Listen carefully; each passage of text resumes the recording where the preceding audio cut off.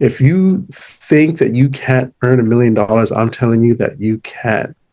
Yeah, money So money is an imaginary concept. It is not tied to the gold anymore. It's not tied to silver anymore.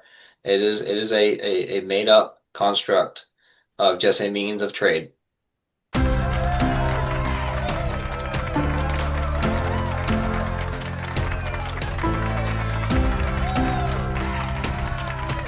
hey everyone, welcome to the first episode of the Scale Nation podcast. I'm Manny, one of your hosts, and we have Zach as well as Carl. They're going to be our co-hosts here. These are my people. We're just a group of investors trying to figure it out, trying to figure out mindset as well as ways to scale in real estate. I am not as experienced as the other two, so I am going to be, how you say, the bridge from from the normal to the scaling, So that do you guys have anything you'd like to bring up or say? All right. Yeah. So basically, let's start into it. Let's First few episodes will be just us talking about our experiences and get a little know a little bit more about each other. So let's get into it. Yeah. So Manny, why real estate? So it's kind of like a tiered progress. I remember when I was at the meetup, I actually told Walter this. Uh Walter is one of our mentors, since if anyone is listening to this. um he uh he asked me the same question. I said, first it wasn't really about real estate. I had a couple life goals, first finish school, because, get software engineer degree. And then after that, it was find a wife. And, I was just following the process, the American dream. And then after I got a wife, I told him that. So I said this exact same thing. It's like, I figured out wives are pretty expensive, like very expensive. So that, Yes, yes, indeed. Yes, yeah. indeed. So then I Wait was till you like, have okay, so I need to kids. learn. Yeah, I was like, I need to learn how to make money. And I was like, okay, what's the next step? And usually everyone's like, oh, buy a house. And then I was like, buy a house, have kids. I was like, okay, let me look into how much it would cost to buy a house and stuff. And I realized I started reading some book, and I started reading the book that changed my entire life, the Rich Dad, Poor Dad book. And that one taught a lot about real estate, and it even talked about how to scale in real estate and how your first home isn't an investment. And then ever since hearing those words, it really changed. Like, why am I going to buy a house if it's not an investment? I always thought our first home was an investment. Everyone told Hmm. me buy a house and it's you use it to it's your investment. It's yours. You don't lose it. Blah blah blah. But then I heard that, and it changed everything for me.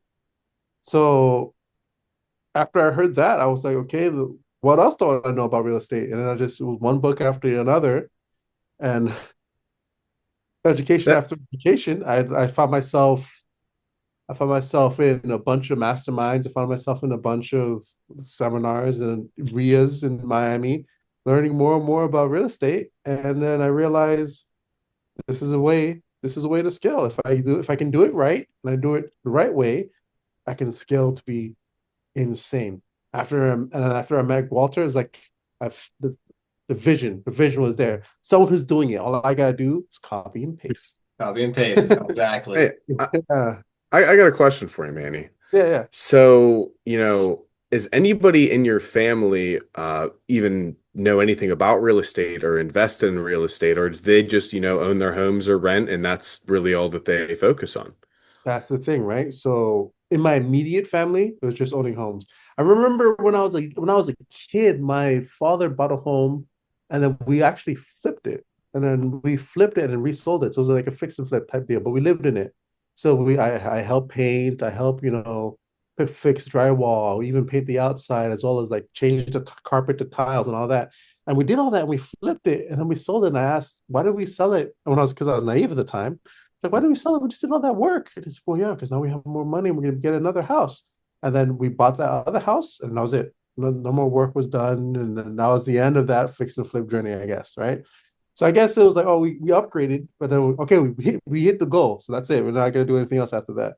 But it wasn't until I got into learning more about real estate, and I started asking my family, my mom and dad, hey, have you guys ever don't know anyone who's investing? And they said no, but I met an uncle in Canada who's doing small multifamilies in that area. And Canada versus the US at the time, well, I think it's a very different market. how they're doing it, the tax structure and stuff were that didn't make it really align that well. So it didn't really translate to what I wanted to do here. But it was cool to have conversation with someone who's already done it, you know. It was really good to see, hey, you know, this is something that you can do. That's not that difficult. You just need, at first I thought, until I learned about OPM, other people's money, at first I thought, okay, I need to save up like 100,000 myself to do it myself. And it turns out that I saved a lot of money, but then I ended up spending even more in courses and classes trying to figure out how to do it myself. And I told myself, you know, is it worth it? And I was like, well, education's always worth it because that's how I learned, you know, school. Education's always worth it. So I spent tons and tons. I spend more in school, right? So I spent tons and tons to learn. And then I figured out now I need other people's money, right? So now that's why I'm happy to meet Walter and he's showing me a way of getting it done this way. God bless Walter. Yeah, Absolutely. God bless Walter. You know, he actually doesn't actually own his home. He rents as well. Walter rents. Walter Like rents, right now. yeah, yeah. You know, $15 million net worth, and he rents. Absolutely. That's very impressive. I didn't know that.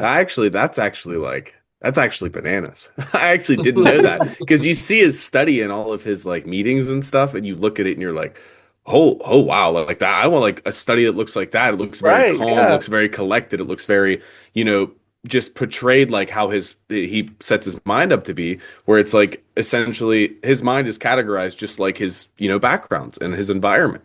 So that's something that I found like really cool because you see it and it's like it's all neat and tidy, and I'm like, so neat and tidy space for neat and tidy thoughts. So that's why I clean mine out too, because I'm like, you know, Oh, boys, you have a lot to Yeah. learn. Walter Yeah. has a My place. green screen. It's a green screen. What? there's no way that's a green No, screen. man. That's a green screen. Don't No, ruin why do you have to root? No, because I'm don't ruin it, genuinely. bro. I was looking at it, I'm like, dude, I'm gonna install I bookshelves know. behind me. Uh, I'm like, bro, I need to get I'm Yep, this in. still gonna do it, but It's yep, yep. wow. Now, it's Mark's fireplace. bookshelves behind him are real. That's actually his office. Nice. Same Same with yours. Same with yours. with Those are mine. all Same with real Yes, books, yours. right? yes. Yeah, so this is real. That's real. I Okay. I need was to. gonna I say still need to that get a too, better because bookshelf, but I mean, I was thinking like he has a child. I said, there's no way that child doesn't leave stuff on that or like touch stuff on that, and it all So looks perfect. I'm he's always like, cleaning it, you know, he's always dusting it himself, you know. uh-huh. yeah. Before every So single meeting, it goes turns around. yeah, yeah. So Manny, so you mentioned multifamily. So why not single family? So it's exactly that. I looked into single family and I was in Florida for a very long time looking into single family because at the time I thought to myself that's all I can afford because I wasn't really into the multifamily space. I never actually done any multifamily deals. And I still haven't personally, right? I've LP'd on one in Las Vegas, but I has been an operator on a multifamily deal. And I think it was I read a couple books that said if you want to scale, you can scale quicker in multifamily than you can in single family. For example, let's say I buy one single family house, a 2-1 or 3-2, and fix it up, get someone in there, rent it out, and then do it again. And then I can do it 3 times, have the same amount of headache that I would do if it was multifamily, and only have 3 sources of income in that one in those 3 properties across wherever I purchased them. Yeah. However, multifamily, even if it's residential multifamily, I can have 2 sources, 3 sources, or even 4 sources of income if it's residential, and all coming from one single unit. And it allows me to say, okay, let's say let's say I have a couple 1-1s and the turnover is really high.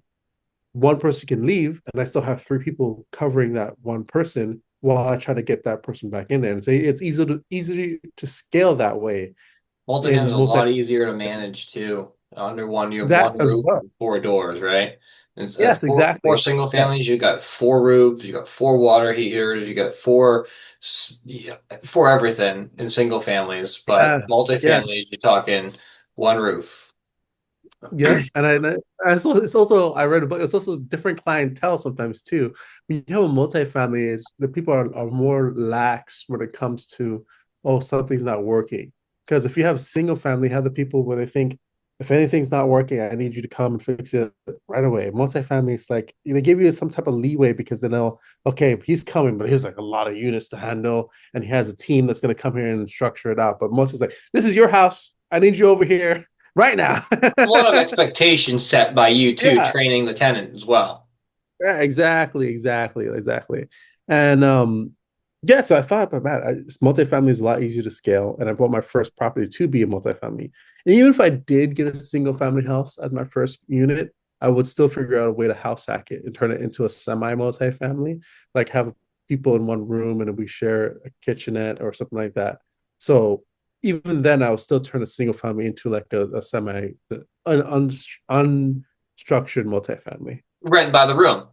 That's what you're Rent talking by about. the room. Yep. Well, yeah, exactly. And then like share with the tenants and stuff like that. The reason I like multifamily residential or multifamily commercial is because everyone gets their own space, and it's not like they have to share. And if something does go wrong, everyone knows who to cover and stuff like that. When you're sharing with other people, and trust me, I've been there because I'm currently house hacking right now.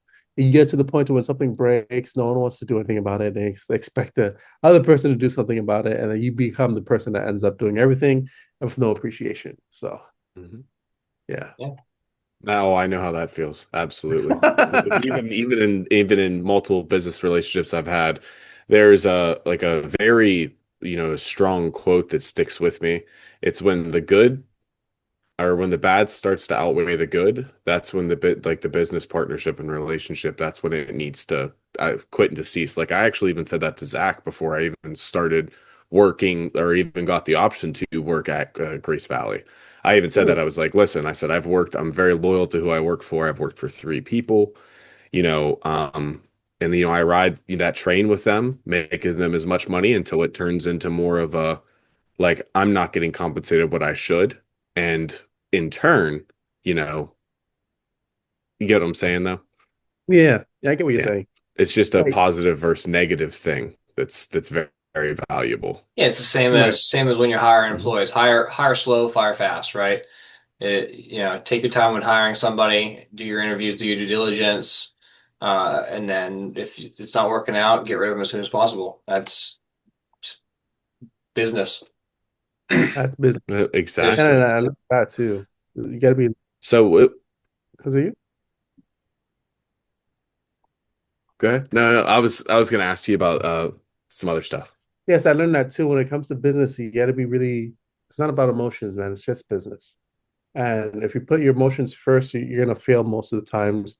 And I was that way a lot with like when I was learning, and then it cost me a lot of money, a lot of time. Yeah, I mean, I Absolutely. can't tell you how many times I've had people tell me that you're firing me because of this reason or that reason or whatever because of what I look like or because yeah it's Yeah, yeah. ridiculous and it's like no dude I'm just you're not producing what I need you to produce as fast as I need you to produce it so it's not working out and Yeah, it's just like that clear and plain and simple no feelings involved so. Exactly. Exactly. Yep. I understand exactly where you're coming from. So Manny, back to like the multifamily investing and things. So, you know, what do you look for in terms of systems to use for that, scaling that you've been, searching for? You've been really looking for knowledge in, just about every aspect. But when it comes to that, like the acquisitions and, what you look at for, like analysis and like the systems, like what would you say that you found might be some of the better stuff as you've been, researching?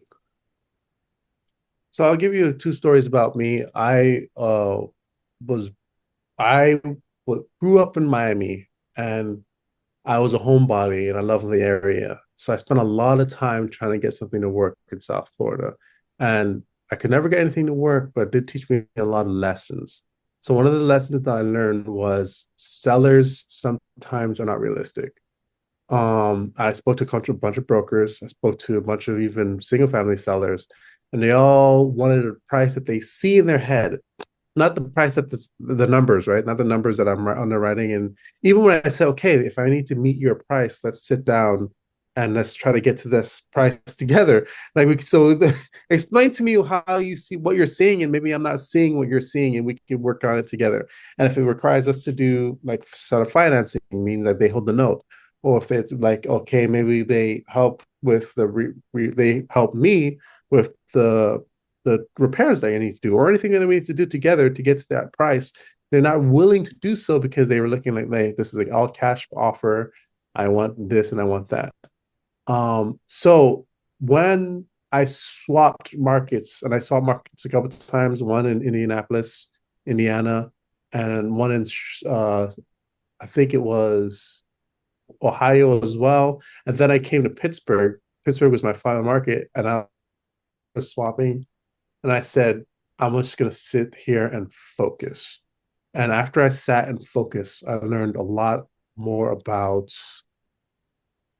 yes, it's sellers in Pittsburgh has some of them are the same as they were in Miami, but a lot of them are more realistic. And those that you find realistic, you know, put an offer down, and then you wait. And if they don't buy at that time, you leave and you come back later, check on the property again, ask them how it's going, ask them how how the sale is going, if they're still interested, etc.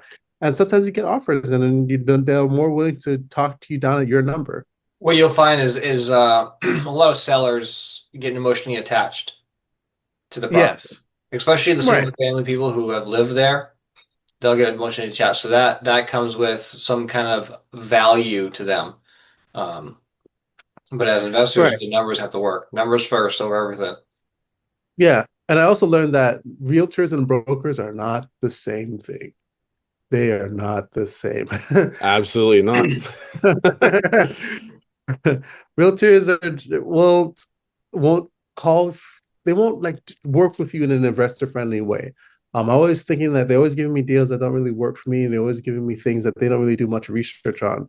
Brokers, on the other hand, are more straightforward, more willing to make calls, more willing to work with you and try to find something that works in your buy box, is what we call it, Well, right? that completely depends on who you're hiring. You know, as you guys know, Right, I'm also a real estate agent as well. So, right, you know, what do I do for my clients? Well, they have to first engage my services. If you come to me and say, I want to look at this house and it's my listing, I actually have to I am obligated to work for the seller only until right, you sign right, some kind of contract with me, and then I become a neutral party. So, right. so engaging agents like that, they're obligated to only work for their sellers. But what I found too, just being in this space, the 99% of the run-of-the-mill agent knows nothing about real estate investing. I've figured that out just by talking to a couple of them, to be honest with you. Yep. Just Uh, talking to them, and then I realized, because you asked them, send me something that will, a good question that I filter out my real estate investors are, have you ever invested in something before? Hmm. And if the answer is no, then I'm like, okay, well, I'm not willing to, yeah, I'm trying to find someone who's invested in this area before, because I'm trying, there's information that I'm trying to get. And Right. so they're like, oh no, but I can help you. You know, if you have anything, come to me, et cetera, et cetera. Or I'm looking to invest, or I'm trying to get, just trying to get my first deal off the ground, et cetera. But at the time, and then I've spent time with real estate and realtors before, and I spent time training them and trying and giving them all my time on what I'm trying to look for, and it still hasn't bore any fruit that's beneficial. Yeah, Yeah. Yeah. yeah, You gotta be selective in the agent you're looking for. They have to be in that space. Um, yeah. yeah, we had in my brokerage we had a meeting about investors because someone asked the question.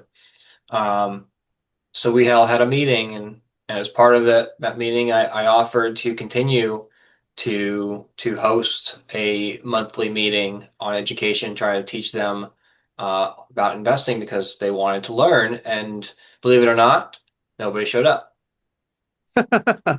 Really? Really, really. Wow. I would get one person here this month, one or two next month. And it's on our calendars. It's on the brokerage calendar. So they didn't show there's up. something There's something I saw that was really cool today, actually.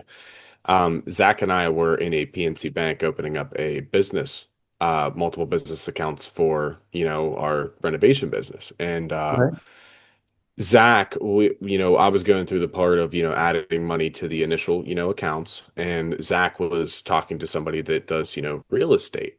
And I feel like Zach really opened his eyes a little bit just in that little flash peek of, what it's possible with multifamily because, he was saying stuff about like scaling and multifamily stuff, but then he's like, so all right, so like how many units do you have? And he said that he had three.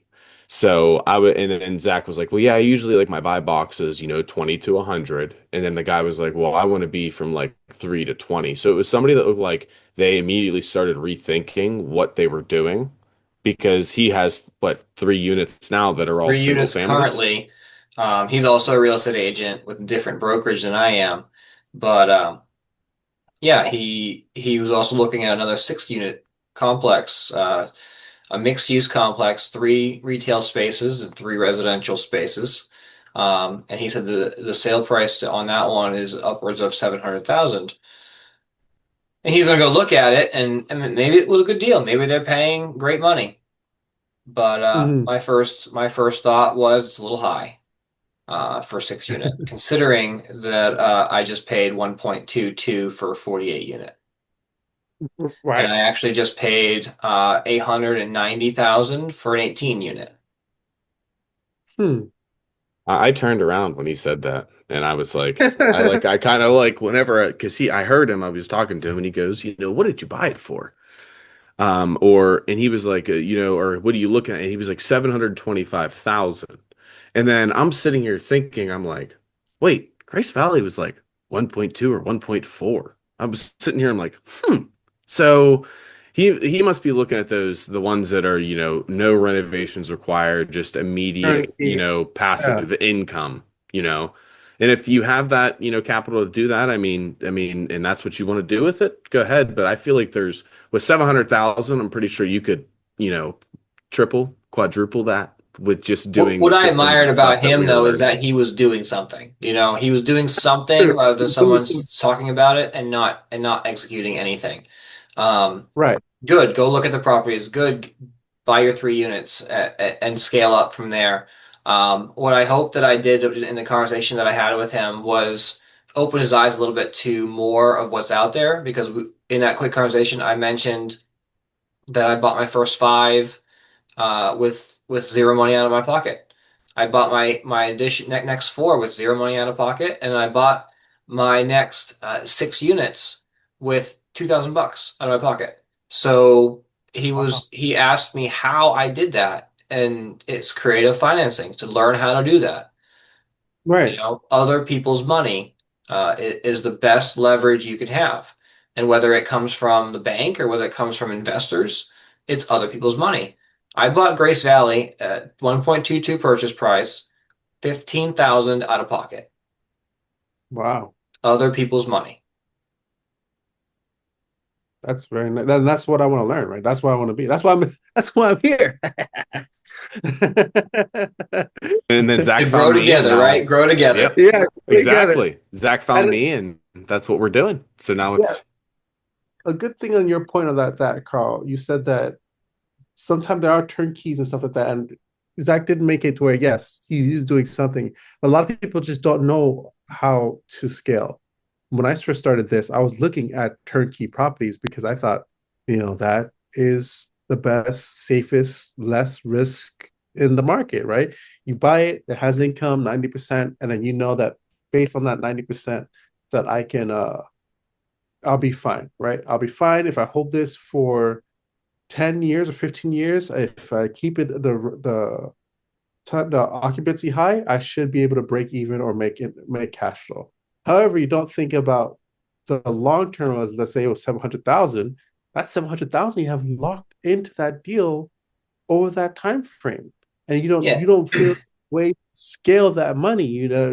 Well, Grother says that return on equity, right? Yeah. What's your return on equity that you're getting on these properties?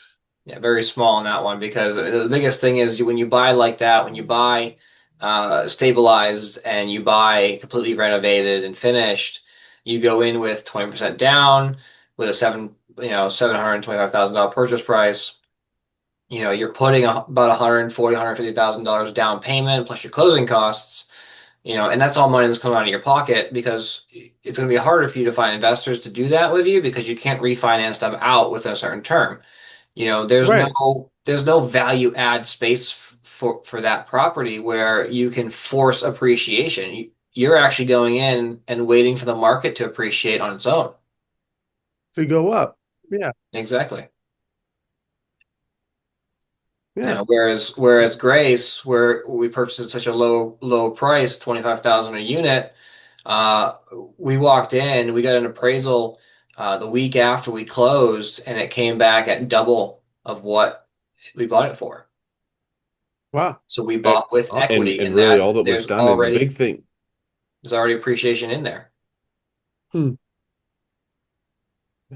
and that's the other thing too. It's, you know, and that's one thing that's so sweet about this too, because Zach was looking for people to work and everything, and we came out, we looked at it, but just over the course of not even what our team has done, just over the course of what the tree guy that I got for Zach and the like the people that are paving it, just with that stuff done and ripping out all the useless satellite dishes, the actual appearance of Grace Valley itself is just more appealing. Like when I walk across it, like I'm like, wow, like I don't have that far to go. Versus when there's trees, it's like, wow, there's a bunch of roadblocks. That's the same thing we see with life, you know? Right. Right. And we look at the like that with scaling stuff. Like Zach taught me, just same thing you're saying. It's like you don't, add emotion to things. And that's also what my fiance's dad, that's something she taught me too. Emotions with business, they don't mix. So why, real estate being one of the biggest businesses, why would that not exist with, emotion? Like you got to put that aside, you know, like one of the first things that Zach was help me make you make me money. And it's one of those things where it's Exactly. got to be that give and take. And the investors got to see the progress. Like, I mean, he had a meeting and he had voiced to me that we were, really ahead of schedule. And that's a positive thing because, when people start putting that money forward, it's very important that you have a timely manner that you execute. And, it may be multiple turns, and that's something we'll get into within this, what we focus on with the first turn versus the second versus the third. So it's Hmm. one of those things where when we look at all this stuff, it's just the proper team to have in place Yeah, and all the way down from up top. yeah, I've learned that too because I've realized that a long time I kept looking at I need to buy something now, I need to buy something now, and I'll worry about the exit later. And then it's like, no, man, I'm so lucky that I haven't got fallen into that trap of getting into something and not actually exiting and planning it out. Buy with your Because exit in mind. Always buy with the exit yeah, planned buy out. an exit fine, buy and Mhm. even multiple exits if if maybe the first one doesn't Exactly. work out, something. Business and multis, Yeah, same yeah, exactly. thing. Business and multis and buy to sell, right? Buy a business you can sell because if you're looking at something that is not really scalable, you can't really make much money in it. You could be working for years for free. What did they say? Every third house flip for like a single family residentials, every third one's for free. Every third one's Yeah, for yeah. taxes. You pay the government. Yep. Yep. Yep, you give it to the Exactly. government. If you do this for 3 years, that third year is all taxes. And I have a question about that. something that you'll never see me do, but I will do a BRRRR, which is the buy, renovate, refinance, and repeat, where I buy a home, I'll fix it up to where I could sell it, but I'll just refinance out and put a tenant in there and hold it for 2 years. At that point, I could sell No- with a less tax You know what rate. that sounds like? Positive equity, huh? Oh Yeah, yeah. Absolutely, for its Oh appreciation. yeah. yeah. Oh Question yeah. on the fixing, right? Every third one is you give to the government. Why can't you just do a 1031? You can't. You have to hold it for 2 years. Oh, it's real. Yep. I didn't know I that. must have missed that. Did you say 1031 FHA? exchange is only allowed within after a 2 year hold. Interesting. And what did you say Is about that the same FHA? with FHA? No, FHA is just a federally backed loan. Um, the lender gives you a loan and it's backed by the federal government. And what you have to do with that, you actually have to live in the property for a minimum of 1 year. Okay. Mm. I thought it was three. It was like either you live in it for 1 to 2 or you rent for 2 to 3. That's what I thought it was. So thank you for that tidbit. Yeah. Something I just learned. Yeah. FHA is only for will only lend to 1 to 4 unit properties and will only lend to as a primary residence. Question on that then. If you were to, are there prepayment penalties for FHA? Let's say you were to get out of it before the year, like refinance. Mhm. There are So prepayment penalties for doing so? if they find out, maybe if they want to pursue it. The clause does say that you have every intention of living there for the period of time. So what if something happens and you have to move out? That doesn't really specify what the rules are for that. But Well, that couldn't be a repeat offense then. Like you couldn't do it repetitively. That'd be like exceptional. Like if that happens once, like say there's a, Well, I'm no for example, attorney, so and uh, I haven't tried it. we need to fight Okay. one. Yeah, we gotta get one out here. yeah. And ask and drill him. Ultimately, though, if I were to start over from nothing, that's how I would do it. I would buy a four family, I'd live in it for a year, and do it again. Yeah, that's That's about right. yeah, then you have 8 units in 2 years, and then you can scale with those assets under your belt. Yep. Yep. But time's not always a necessary thing for everybody, you know? True. So it's one of No. those things where, and that could be something that, like, for example, like, getting in real estate and investing like this, that's always something I had. And I had the mindset of like duplex, triplexes. I really don't want to deal with more people. But the thing is if I can handle a duplex and a triplex, why can't I handle, 6 units or 18 units? All it is just scaled the same amount of work through all of, however many units you have. And like I said, touching back on this, the better the team you have around you, the more easier and not easier because it's, there's always going to be hurdles and stuff, but, you know, less on the stress part. And It's which the that same it can Right. be work. very It's the same stressful. exact work whether you buy a 1 to 4 unit or when you buy 100 to 200 units. The same work. It's just at a larger scale. You get Yes. a bigger team. That's all.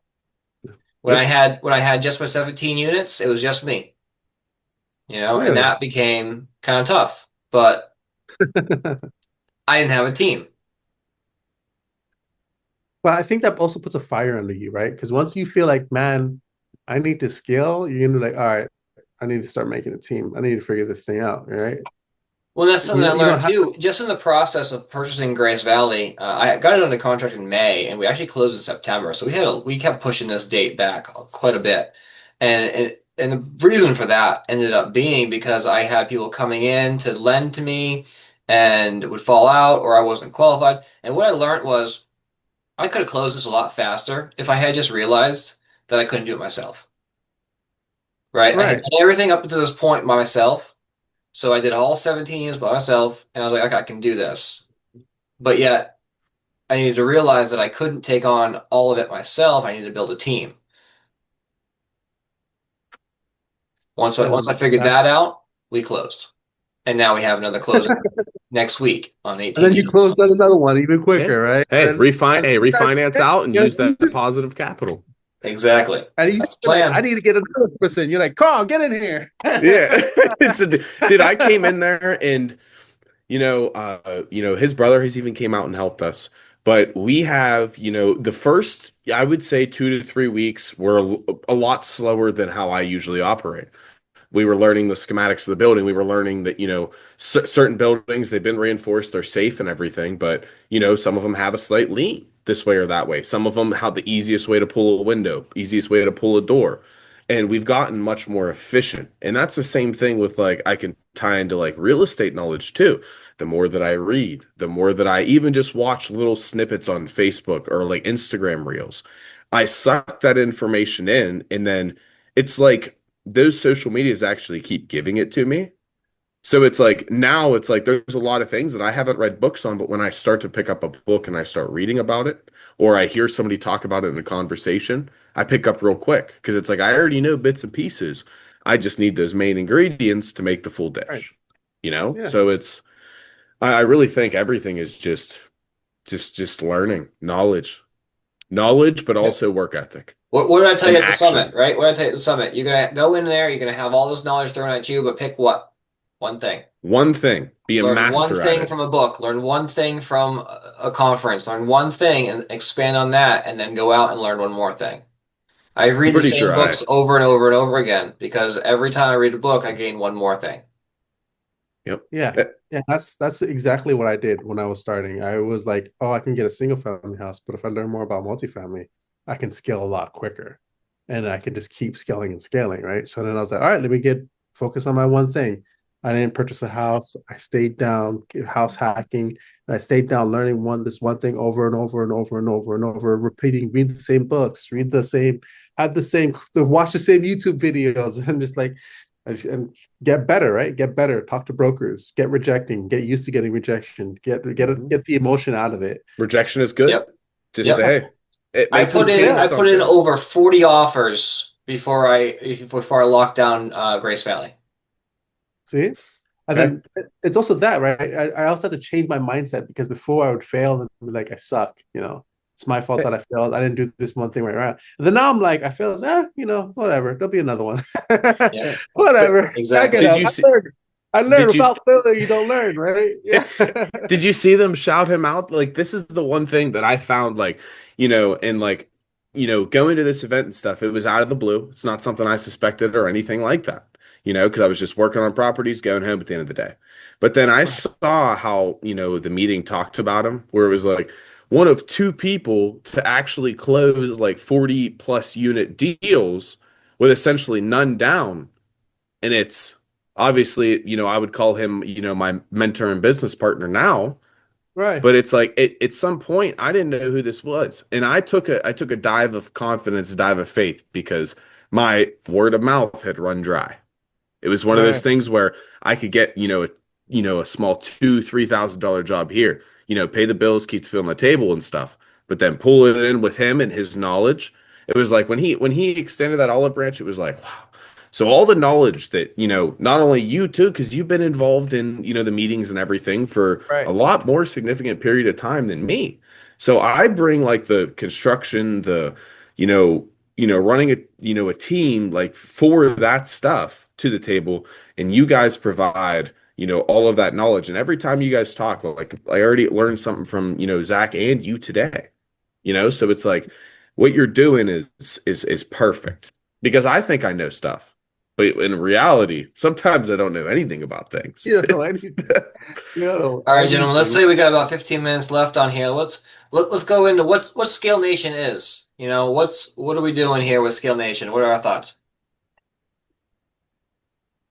So I think Scale Nation, at least to me, when you guys asked me to join, was a platform to where we can use and show others and other individuals how to scale in real estate. Because there's a lot of people like you guys, exactly. You met one at that bank, right? He's in Yep. real estate. He's buying, purchasing, but he's not really scaling in real estate. And he feels like what you just don't know what you don't know.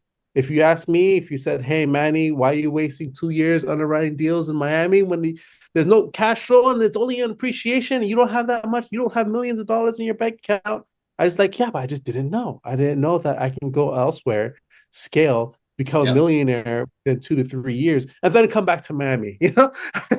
I just these things that you just don't know unless you're sitting there, you meet people, you talk. So to me, Scale Nation is to teach people, either newbies like me or professionals like Zach and Carl, right? How to scale in real estate and how to help you I think scale not in only real estate though too, but I mean real estate and personal life too, right? business and Business. just any way like in life really.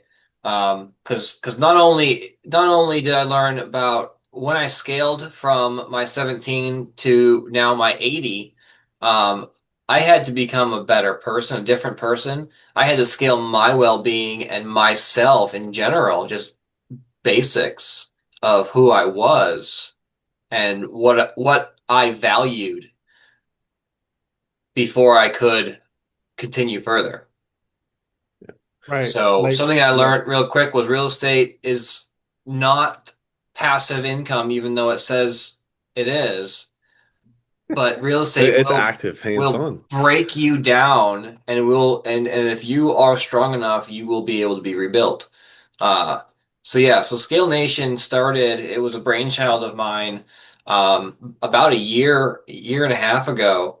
Um, and again, I started doing this on my own, right? All by myself, where I was trying to grow a community to surround myself to teach what I know in business, in real estate, just in life in general. And now I don't know everything. I'm not going to admit that, and I can guarantee you, that 10 years down the road, if this takes off, that Skill Nation, that I still won't know everything, right? But it was a thought of taking my knowledge and passing it on. So Scale Nation kind of represents for me like we're growth minded. We help each other out. We give and serve to other people who want to learn. Now you got to go in and actually want to have that enthusiasm to learn because I'm not doing it for you, and nor should you expect that. But we can help you along the way. And again, just building this community of action oriented people who want to grow with integrity. I, Point. absolutely. And like what Scale Nation means to me, and I'm one of those people where, even going to the stock market, my one buddy told me to buy Dogecoin when it was really low. I didn't do it. I actually told Manny this conversation. I'm pretty sure maybe even Zach heard about it at the conference, where if I just had bought Dogecoin, I said I would be in a completely different atmosphere, but I didn't trust in what somebody was telling me. I didn't trust in the fact that you can make that money with proper knowledge and just accuracy to what you're focused on. Like you got pinpoint accuracy. I want to be really good at this. My buddy did that. He now owns 4 bars down in Arizona and he's a bar manager. Like he lives an interesting life. I mean, it's not for me. I'm more of a homebody where I like to just, sit in and learn stuff and be able to wake up and feel good the next day. But, he took that route. And it's one of those things where when I look at Scale Nation, it's just one of those things where people that don't really know a lot about it, but they hear about it, they're exposed to it, and they want to learn. I feel like, Scale Nation it's not even just for the real estate side, but it's also for like the personal life side.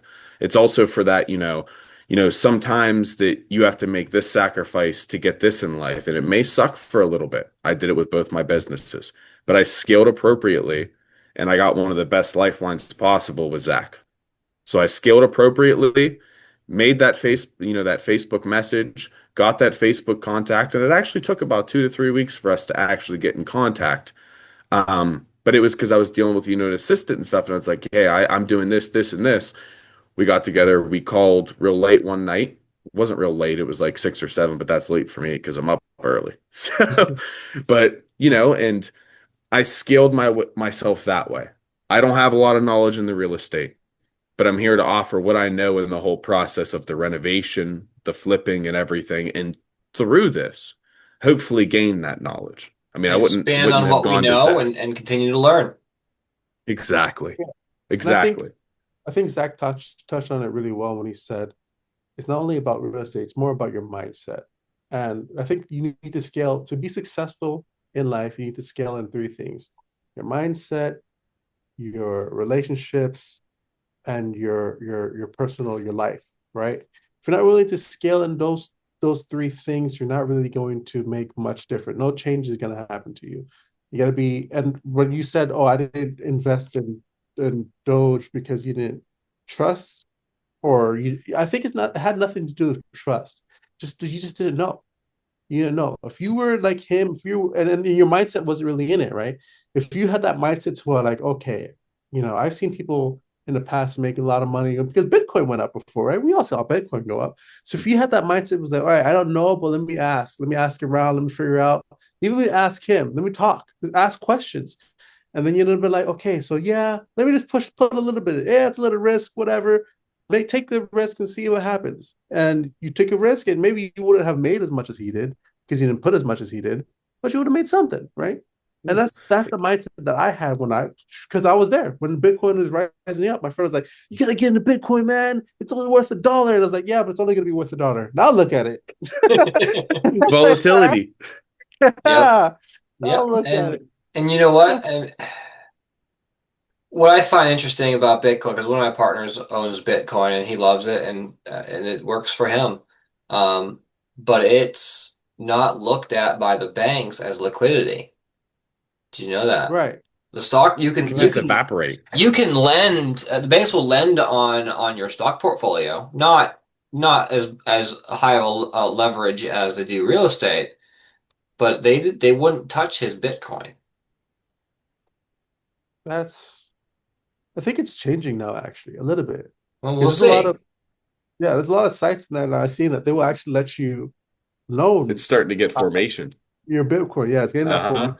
It's Yeah. going to be trackable, but it's going to be a form of currency. So all these people beforehand, I think it's kind of one of those things where, did you read this in a Reddit post? I read this as well, where they're looking at Bitcoin possibly being one of the only forms of like internet, money for transactions, and they would detect it. But there's such a large branch of Bitcoin and everything everywhere, and it's been in, computers since the very early age.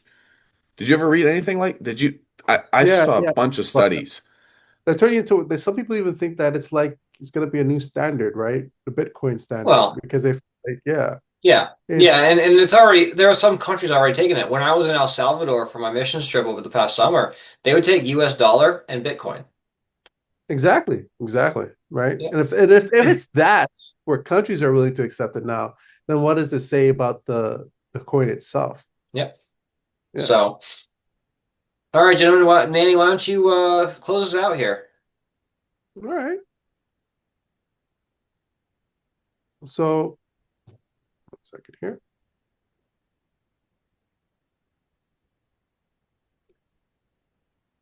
Let me let's see. Okay, so you've got to hear a lot about me and what I bring to the table, and I think that I'm the noob in the group, right? I'm not the guy who runs businesses, but I will be there. I'll be up to say that I can hang out with you guys appropriately. Upcoming in the next couple episodes, I think we're gonna go ahead and introduce Carl, get a background on him, get an understanding of what he does, see how he scaled his businesses and how he is to where he is today. If I don't know if anyone noticed, Carl is the youngest of the group, and he has a goal of being a millionaire by 30, and I want to help him get him there. So, um, Absolutely possible. oh yeah, that from if I knew what I knew when I was your age, Carl, man, I would have been a millionaire, man. I would have been a Hey, millionaire. man, Yeah. and the thing is, it's just that ability to be a sponge. And it's the biggest thing. Like, because I hear things that I don't even remember, but then I look at it and I already have first exposure. It's not only that, man, it's the mindset. Because a lot of people your age right now, they're not thinking about this. They're thinking about partying and not even my family my family would support me and stuff like that. They're not really thinking about how to scale and be where you are now, right? Well, we'll get into that because there's a whole bunch of branches behind that tree. Yeah, because I bet you, like, I'll talk about myself. When I was your age, Carl, I didn't think that I would ever have $1 million.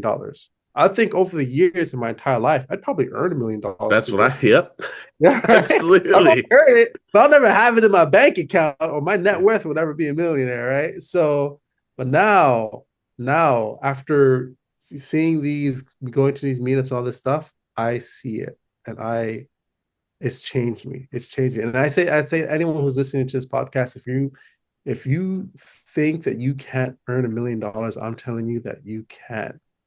It's there. The money's there. It's being printed every single day. And if you see I see it when I get water. I'm buying water now for $3. Why am I spending that much money? Because it's there, you know? There it is. It's ease of Very access, easy to convenience. get. Look at Uber, look at Lyft. Those guys weren't there when I was young, but now they're just like All over tearing the place. the market. Yeah. So it's there, guys. Yeah, money So money is an imaginary concept. It is not tied to the gold anymore. It's not tied to silver anymore. It is a made up construct of just a means of trade. right, right. To get that equity in that gold, silver, Rolexes, whatever you may want to have. Rolex. Houses, Yeah, no. multifamily, Rolex.